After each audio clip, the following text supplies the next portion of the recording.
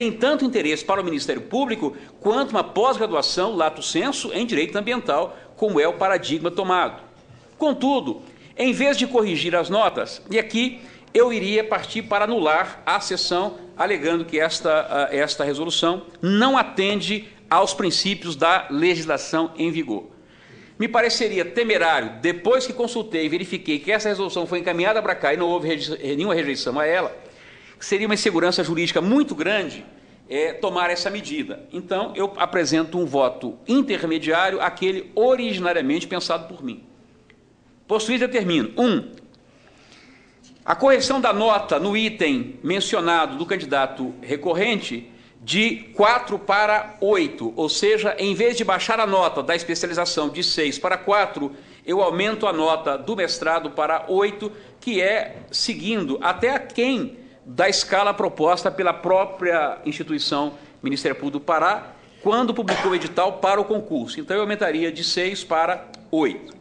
Com relação aos outros critérios em que o candidato alega que foi injustamente avaliado, eu tenho por mim que as injustiças que ele alega são fruto da própria sistemática instituída de pontuação, com a qual eu não concordo, e ela é facilmente alterável e facilmente, vamos dizer assim, é muito fácil direcionar um resultado com este modelo, sem querer acusar o Ministério Público do Pará de ter o feito. Não estou dizendo isso. Estou dizendo que é muito fácil tomar essa medida. Então, eu acrescento os pontos, determino que se faça a correção da pontuação, porque, na verdade, tem que multiplicar pelo número de conselheiros, essa diferença de votos, se faça a recontagem de pontos e apure-se a pontuação final. E mantenho a questão como está.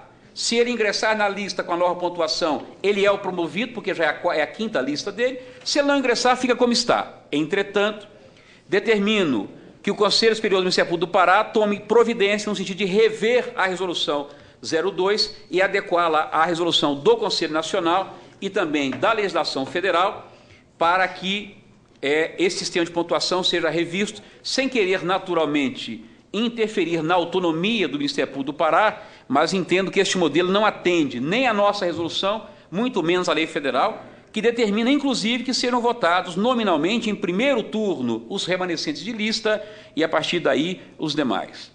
Esclareço, apenas aqui uma pitadelazinha no final, que nos termos da Lei de Diretrizes e Bases de Educação e da normatização do Ministério da Educação e CAPES, não há diferença entre o grau de doutor e de PhD, que justifique o tratamento diferenciado constando do edital número 001 para ingresso na carreira. Por rigor acadêmico, é bom lembrar que o grau de doutor em filosofia, PhD, não se aplica à área jurídica, como exige o mesmo edital que fala em PhD em área jurídica.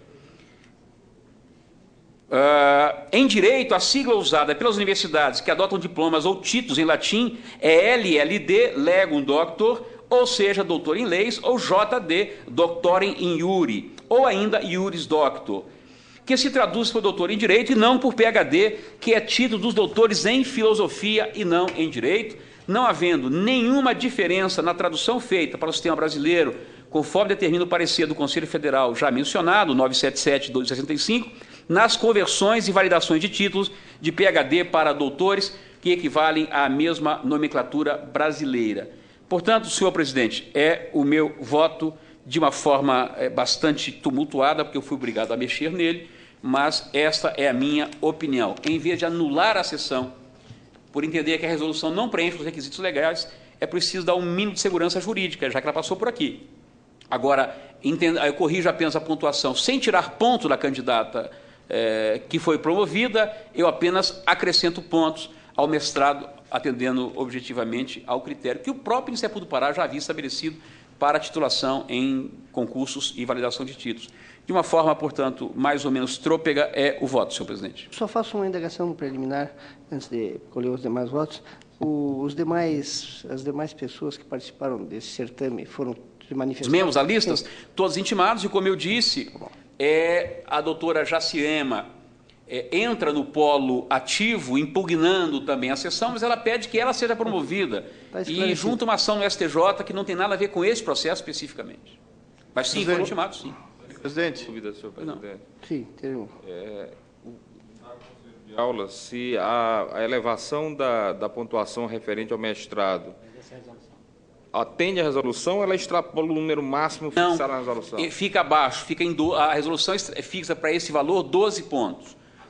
Até 12 pontos nesse nível. Aí eu propus que seja, então, já que eles disseram que especialização é 6, eu parti deles. 8 para mestrado, 10 para doutorado e 12 para pós-doutorado, que eles reconhecem na votação que pós-doutorado também deveria ser considerado o topo da carreira acadêmica, ainda que não seja a minha opinião, mas também não está em discussão isso.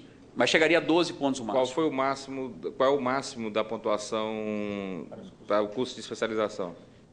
6. 6. Não tem máximo, assim, para isso ou para aquilo. Formação cultural vai de 0 a 12. Eles deram 6 para especialização e 4 para mestrado. Não tem uma tabelinha. Mestrado, 5 pontos, como tem no concurso. O concurso tem uma tabelinha. Mestrado, tanto, doutorado, tanto, pós-doutorado, tanto, etc. Para promoção, não tem uma escalinha por grau acadêmico. Tem de 0 a 12 para a formação acadêmica em geral. Aí eles deram 6 para a especialização. Em seguida, deram 4 para mestrado, entendendo que o mestrado interessava ao Ministério Público. Senhor presidente, um questionamento também. Se na resolução...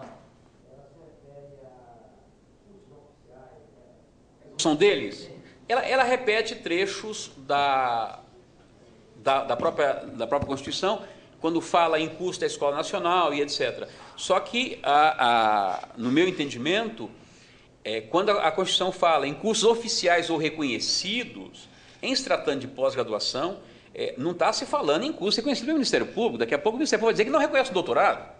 Espera um pouquinho só. Isso é o velho o binômio, cursos oficiais, universidades públicas ou reconhecidos, universidades privadas ou estrangeiras validadas no Brasil. Me parece que a ideia é esta. Nós não podemos transferir para o Ministério Público se reconhece ou não pós-graduação. Não é papel nosso isso. Existe uma lei que regulamenta, existem instituições que regulamentam.